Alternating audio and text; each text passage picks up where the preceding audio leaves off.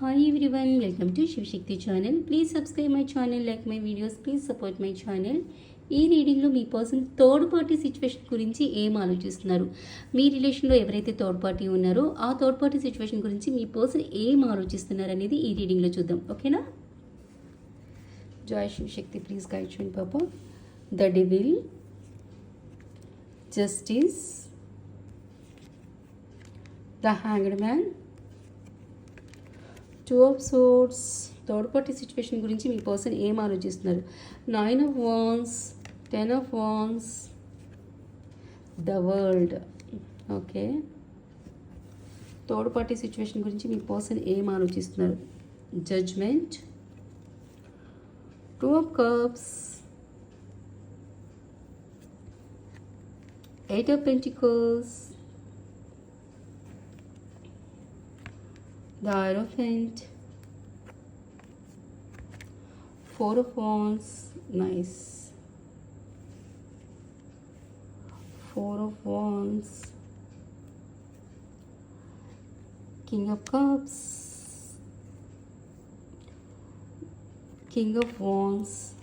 ఏం ఆలోచిస్తున్నారు third party situation గురించి? Okay,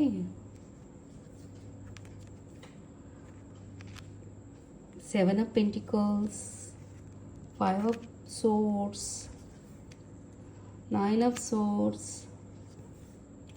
5 of Cups, okay, 6 of Swords, Death, and Sun, King of Pentacles. Okay, okay, nice. Third party గురించి మీ person ఏం ఆలోచిస్తున్నారు? ఓకే, రియల్గా ఇక్కడ ఆలోచిస్తున్నారు. King of wands. నిజంగానే ఇక్కడ మీ పర్సన్ థర్డ్ పార్టీ సిచ్యువేషన్ గురించి చాలా ఓవర్ థింకింగ్ చేస్తున్నారు. ఇక్కడ ఏంటంటే ఈ థర్డ్ పార్టీ సిచ్యువేషన్ గురించి ఒక నిర్ణయం తీసుకోవాలని తను చాలా చాలా ఓవర్ థింకింగ్ చేస్తున్నారు ఇక్కడ. ఓకే, అండ్ ఇక్కడ థర్డ్ పార్టీ సిచ్యువేషన్ చూడండి. Devil, justice, judgement. 100% కర్మాబంధంలో మీ పర్సన్ స్టక్ ఫీల్ అవుతున్నారు. మీ రిలేషన్లో మీ పర్సన్ ఎక్కడ స్టక్ అయి ఉన్నారంటే కార్మిక్ రిలేషన్లో, కర్మాబంధంలో, గత జన్మ కర్మాబంధంలో స్టక్ ఫీల్ అవుతున్నారు మీ పర్సన్. ఆ సిచ్యువేషన్లో మీ పర్సన్ హ్యాంగ్డ్ మ్యాన్ పొజిషన్లో ఉన్నారు. Okay, the devil, justice and the judgement. కర్మ కార్డ్, ఇది శని కార్డు, జస్టిస్. సో ఇది కూడా కర్మ కార్డు. సో ఇక్కడ మీ పర్సన్ టాక్సిక్ డెవిలిష్ ఎనర్జీలో, కర్మబంధంలో మీ పర్సన్ స్టక్ ఫీల్ అవుతున్నారు. తను పూర్తిగా హ్యాంగ్డ్ మ్యాన్ పొజిషన్లో ఉన్నారు. అండ్ ఇక్కడ చూడండి, కన్ఫ్యూజన్లో ఉన్నారు. ఏం చెయ్యను, ఎలాంటి నిర్ణయం తీసుకోవాలి, ఏం యాక్షన్ తీసుకోవాలి, ఈ సిచ్యువేషన్ నుంచి నేను ఎలాంటి నిర్ణయం తీసుకోవాలి, ఏదైతే సిచ్యువేషన్లో నేను స్టక్ ఫీల్ అవుతున్నానో, కన్ఫ్యూజన్లో ఉన్నానో, ఇక్కడ మీ పర్సన్కి ఈ థర్డ్ పార్టీ సిచ్యువేషన్ గురించి నిర్ణయం తీసుకోవటం కూడా భయం వేస్తుంది. ఫియర్ ఎనర్జీలో ఉన్నారు. ఈ థర్డ్ పార్టీ సిచ్యువేషన్ గురించి నేను ఒక నిర్ణయం తీసుకుంటాను, ఈ సిచ్యువేషన్ని నేను ఎండ్ చేసేసేయాలనుకుంటున్నాను, సో తర్వాత పరిణామాలు ఏంటి, ఏం జరుగుతుంది అనే ఒక భయం తనని వెంటాడుతుందన్నమాట. ఈ టాక్సిక్, ఈ కర్మాబంధం అనేది మీ పర్సన్ ఫ్యామిలీ మెంబర్స్లో ఎవరైనా అయి ఉండొచ్చు, లేదా అదర్ పర్సన్స్ బయట వాళ్ళు ఎవరైనా అయి ఉండొచ్చు. డెఫినెట్గా మీ పర్సన్ కర్మాబంధంలోనే స్టక్ ఫీల్ అవుతున్నారు. ఈ కర్మాబంధం గురించి ఇప్పుడు మీ పర్సన్ ఈ థర్డ్ పార్టీ గురించి ఏమి ఆలోచిస్తున్నారంటే చాలా కన్ఫ్యూజన్లో ఉన్నారు. ఏంటి కన్ఫ్యూజన్ అంటే, తను ఏ సిచ్యువేషన్లో అయితే నేను పూర్తిగా హ్యాంగ్ అయిపోయానో, ఏం నిర్ణయం తీసుకోలేకపోతున్నానో ఇక్కడ ఈ సిచ్యువేషన్లో, ఒకవేళ నేను ఈ సిచ్యువేషన్ని ఎండ్ చేస్తే తర్వాత పరిణామాలు ఎలా ఉంటాయి అని ఒక భయం వెంటాడుతుంది మీ పర్సన్కి. సో పోనీ ఈ థర్డ్ పార్టీ సిచ్యువేషన్లో తను ఏమైనా హ్యాపీగా ఉన్నారా? నో, తను చాలా బర్డెన్ ఫీల్ అవుతున్నారు. ఈ థర్డ్ పార్టీ సిచ్యువేషన్లో చాలా బర్డెన్ ఫీల్ అవుతున్నారన్నమాట. మోయలేని భారం అనిపిస్తుంది తనకి. ఈ టాక్సిక్ ఎనర్జీ కదా, ఈ డెవిలిష్ ఎనర్జీ కదా.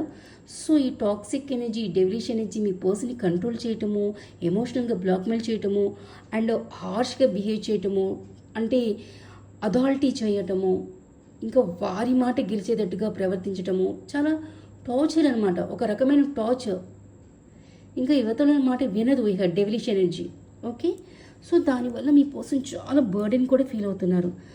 అండ్ డెఫినెట్గా ఓవర్ థింకింగ్ ఏం చేస్తున్నారంటే, ఈ సిచ్యువేషన్ని నేను ఏం చేస్తే తర్వాత పరిణామాలు ఎలా ఉంటాయి అని ఒక ఫియర్ ఎనర్జీలో ఉన్నారు. కానీ ఇక్కడ ఏమైనా హ్యాపీగా ఉన్నారంటే హ్యాపీగా కూడా లేరు, చాలా బర్డెన్ ఫీల్ అవుతున్నారు, చాలా సఫర్ అవుతున్నారు. 9 of Swords, ఈ థర్డ్ పార్టీ సిచ్యువేషన్లో తను చాలా సఫర్ అవుతున్నారు, సఫరింగ్ ఇన్ సైలెన్స్లో ఉన్నారు, స్లీప్లెస్ నైట్స్లో ఉన్నారు. మీకు కమిట్మెంట్ ఇవ్వలేకపోతున్నందుకు, మీ రిలేషన్లో సపరేషన్ తీసుకొచ్చినందుకు, మీకు దూరం అయిపోయినందుకు చాలా చాలా సఫర్ అవుతున్నారు, రిగ్రెట్ ఫీల్ అవుతున్నారు, స్లీప్లెస్ నైట్స్లో ఉన్నారు, నిద్ర లేని రాత్రులు కూడా గడుపుతున్నారు అక్కడ. ఎందుకంటే తనకి ఇష్టం లేని లైఫ్ బతుకుతున్నారు అక్కడ స్టక్ అయిపోయారు. అక్కడ అలా స్టక్ అయిపోయి ఉండటం తనకి ఏమైనా ఇష్టమా? ఇష్టం లేదు కాబట్టి తను అంత సఫర్ అవుతున్నారు. అండ్ చాలా డిసప్పాయింట్మెంట్తో ఉన్నారు మీ పర్సన్. ఎందుకు డిసప్పాయింట్మెంట్? తను అనుకున్న పనులు ఏం అవ్వట్లేదు అక్కడ. తను ఏదైతే ఎఫెక్ట్ పెడుతున్నారో ఆ ఎఫెక్ట్ అవ్వట్లేదు. ఒకవేళ ఫ్యామిలీ అనుకోండి, ఇక్కడ ఈ ఫ్యామిలీని బ్యాలెన్స్ చేయాలంటే అక్కడ తన ఎఫెక్ట్ వర్కౌట్ అవ్వట్లేదు. దానివల్ల ఇంకొకటి ఏంటి, డిసప్పాయింట్, డిప్రెషన్, ఎమోషనల్ లాస్ ఎందుకు ఫీల్ అవుతున్నారు?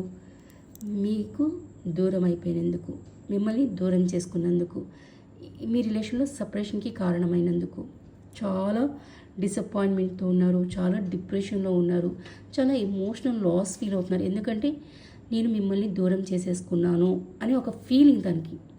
మీ పర్సన్ మిమ్మల్ని దూరం చేసేసుకున్నాను, నా పర్సన్ నాకు దూరం అయిపోయింది అని ఒక ఫీలింగ్, తన చేతిలో తన రిలేషన్ని పాడు చేసుకుంటున్నాను అని ఒక డిప్రెషన్లోకి తను ఆలోచనలో అలా వెళ్ళిపోతున్నారనమాట. సో ఈ థర్డ్ పార్టీ సిచ్యువేషన్ గురించి అయితే ఇట్లా ఆలోచిస్తున్నారు. ప్లస్ ఇంకొకటి ఏంటంటే, ఈ థర్డ్ పార్టీ సిచ్యువేషన్తో మీ పర్సన్ ఆర్గ్యుమెంట్స్ కూడా చేస్తున్నారు. ఓకే, ఈ థర్డ్ పార్టీ సిచ్యువేషన్తో మీ పర్సన్ ఆబ్స్టికల్స్ అండ్ ఛాలెంజెస్ని కూడా ఫేస్ చేస్తున్నారు. థర్డ్ పార్టీ సిచ్యువేషన్లో ఎన్ని ప్రాబ్లమ్స్ ఫేస్ చేస్తున్నారు చూడండి. ఒకటి, పూర్తిగా స్టక్ ఫీల్ అవుతున్నారు, ఏ నిర్ణయం తీసుకోలేకపోతున్నారు. ఇంకొకటి, చాలా కన్ఫ్యూజన్, ఏమవుతుందా అని ఒక ఫియర్, భయం వెంటాడుతుంది తనకి.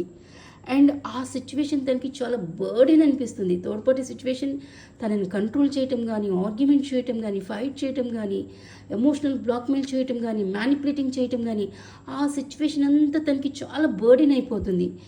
అండ్ చాలా సఫర్ అవుతున్నారు, suffering in silence, sleepless nights.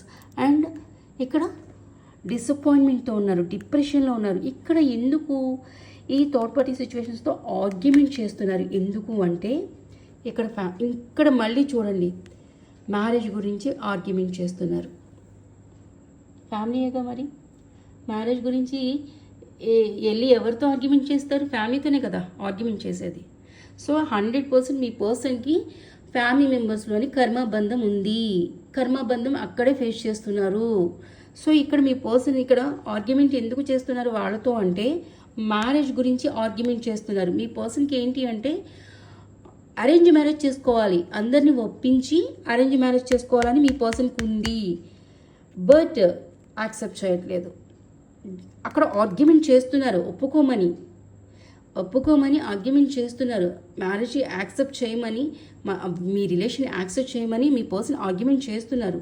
ఎందుకంటే మీ పర్సన్కి అరేంజ్ మ్యారేజ్ చేసుకోవాలని ఉంది, అందరినీ ఒప్పించి హ్యాపీగా మ్యారేజ్ చేసుకోవాలని ఉంది.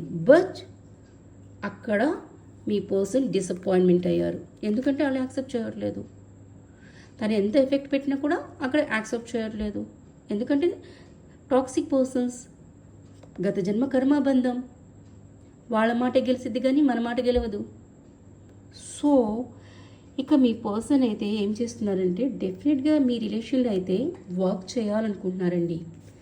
మీ పర్సన్ డెఫినెట్గా ఈ రిలేషన్లో వర్క్ చేయాలనుకుంటున్నారు.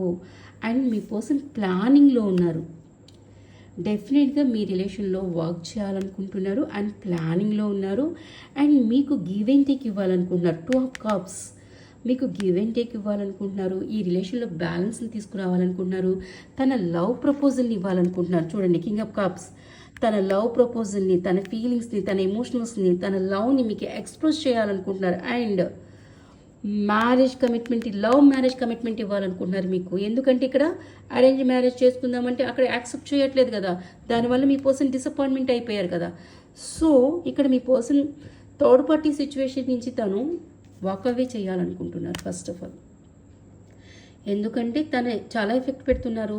థర్డ్ పార్టీ గురించి ఏం ఆలోచిస్తున్నారంటే చాలా ఎఫెక్ట్ పెట్టారు, చాలా సఫర్ అయ్యారు, చాలా ఆర్గ్యుమెంట్ చేస్తున్నారు, బర్డెన్ ఫీల్ అవుతున్నారు, ఫియర్ ఎనర్జీలో ఉన్నారు. ఇంకా ఇక్కడ నేను ఎంత ఎఫెక్ట్ పెట్టినా వీళ్ళు యాక్సెప్ట్ చేయట్లేదు. నాకేమో అరేంజ్ మ్యారేజ్ చేసుకోవాలని ఉంది, అందరిని ఒప్పించి మ్యారేజ్ చేసుకోవాలని ఉంది, బట్ వీళ్ళు యాక్సెప్ట్ చేయట్లేదు. దానివల్ల నేను పూర్తిగా డిసప్పాయింట్మెంట్ అవుతున్నాను, డిప్రెషన్ ఫీల్ అవుతున్నాను, చాలా ఎమోషనల్ అయిపోతున్నాను. ఎందుకంటే నా పర్సన్ నాకు దూరం అయిపోతే నాకు ఒక ఫీలింగ్ వెంటాడుతుంది, దానివల్ల నేను పూర్తిగా ఎమోషనల్ అయిపోతున్నాను. సో వీళ్ళు యాక్సెప్ట్ చేయనప్పుడు నేను ఈ సిచ్యువేషన్లో ఎందుకు ఉండాలి? సో ఈ ప్లానింగ్ ఏంటంటే ఈ సిచ్యువేషన్ నుంచి బయటకు వచ్చేయాలి. బయటకు వచ్చేసి మీకు లవ్ మ్యారేజ్ ప్రపోజల్ ఇవ్వాలి. ఎందుకంటే వాళ్ళు అరేంజ్ మ్యారేజ్ ఒప్పుకోవట్లేదుగా. మీ పర్సన్కి ఏమో అరేంజ్ మ్యారేజ్ చేసుకోవాలని ఉంది, బట్ అరేంజ్ మ్యారేజ్ చేసుకోవడానికి ఇక్కడ ఆర్గ్యుమెంట్ చేస్తున్నారు, బట్ వాళ్ళు ఒప్పుకోవటం లేదు, యాక్సెప్ట్ చేయట్లేదు. సో ఇక్కడ మీ పర్సన్ ఏం ప్లాన్ చేస్తున్నారంటే ఓకే యాక్సెప్ట్ చేయట్లేదు, సో నేను ఈ సిచ్యువేషన్ నుంచి నేను బయటకు వెళ్ళిపోవాలి, ఈ బయటికి వెళ్ళి నా పర్సన్కి నేను లవ్ మ్యారేజ్ ప్రపోజల్ ఇవ్వాలి అని ఆలోచనలో ఉన్నారు. థర్డ్ పార్టీ సిచ్యువేషన్ ఎక్కడైతే మీ పర్సన్ సఫర్ అవుతున్నారో ఆ సిచ్యువేషన్ని పూర్తిగా ఎండ్ చేసి నేను ఇంకా నా పర్సన్కి నేను లవ్ మ్యారేజ్ కమిట్మెంట్ ఇవ్వాలి అని ఆలోచిస్తున్నారు. అండ్ ఇంకోటి చూడండి, ఏదైతే మీ రిలేషన్ని ఎండ్ చేసి మీ పర్సన్ వెళ్ళారో, సపరేషన్లోకి వచ్చారో, మీ రిలేషన్ ఏదైతే సపరేషన్లోకి వచ్చింది, మిమ్మల్ని సడన్గా వదిలేసి వెళ్ళటము, మ్యారేజ్ కోసం మీకు ఏది క్లారిటీ ఇవ్వకపోవటము, లేదా క్లారిటీ ఫ్యామిలీ ఒప్పుకోవట్లేదు అని చెప్పటము, ఇలా ఏదైతే చెప్పేసి ఈ రిలేషన్ని ఎండ్ చేసి మీ పర్సన్ వెళ్ళారో ఆ రిలేషన్ మళ్ళీ రీస్టార్ట్ చేస్తారు మీ పర్సన్. ఇక్కడ మీ రిలేషన్ని ఎండ్ చేసేయలేని మీ పర్సన్ మళ్ళీ ఈ రిలేషన్ని మళ్ళీ రీస్టార్ట్ చేస్తారు. మళ్ళీ ఈ రిలేషన్లో రీబర్త్ అనేది జరుగుతుంది. ఓకే, రీబర్త్ జరుగుతుంది. మీ పర్సన్ మీకోసం, మీ రిలేషన్ కోసం స్టాండ్ తీసుకుంటారు. డెఫినెట్గా ఈ రిలేషన్లో మళ్ళీ సెలబ్రేషన్స్ తీసుకొస్తారు అండ్ మీకు కమిట్మెంట్ ఇస్తారు. థర్డ్ పార్టీ సిచ్యువేషన్ గురించి ఏం ఆలోచిస్తున్నారంటే, థర్డ్ పార్టీ సిచ్యువేషన్ తనని చాలా బర్డెన్కి గురి చేస్తుంది, సఫరింగ్కి గురి చేస్తుంది, అండ్ డిసప్పాయింట్మెంట్కి గురి చేస్తుంది, డిప్రెషన్కి గురి చేస్తుంది, ఆర్గ్యుమెంట్స్కి గురి చేస్తుంది, అండ్ బర్డెన్కి గురి చేస్తుంది, మ్యానిపులేటింగ్ చేస్తుంది. ఆ సిచ్యువేషన్ నుంచి నేను వాక్ అవే అయిపోయాలి. మ్యారేజ్ కోసం తను ఫైట్ చేశారు, అరేంజ్ మ్యారేజ్ చేసుకోవాలని తను ఆలోచించారు, అది అరేంజ్ మ్యారేజ్ చేసుకోవాలని థర్డ్ పార్టీతో ఫైట్ చేశారు, బట్ వాళ్ళు యాక్సెప్ట్ చేయనప్పుడు ఇంక ఏం చేయగలరు? సో మీ పర్సన్ ఏం ప్లాన్ చేస్తున్నారంటే ఓకే యాక్సెప్ట్ చేయట్లేదు కదా, సో బట్ నా రిలేషన్ నేను వదులుకోలేను. ఏదైతే నేను నా రిలేషన్ని మీకోసం ఎండ్ చేశానో ఆ రిలేషన్ మళ్ళీ రీస్టార్ట్ చేస్తాను, రీబర్త్ చేస్తాను. నా రిలేషన్ కోసం, నా పర్సన్ కోసం నేను స్టాండ్ తీసుకుంటాను. డెఫినెట్గా నా పర్సన్కి కమిట్మెంట్ ఇస్తాను, లవ్ మ్యారేజ్ ప్రపోజల్ ఇస్తాను, అండ్ ఈ రిలేషన్లో నేను వర్క్ చేస్తాను, గివ్ అండ్ టేక్ ఇస్తాను, బ్యాలెన్స్ చేస్తాను అని మీ పర్సన్ ఇలా ఆలోచిస్తున్నారు. ఓకే.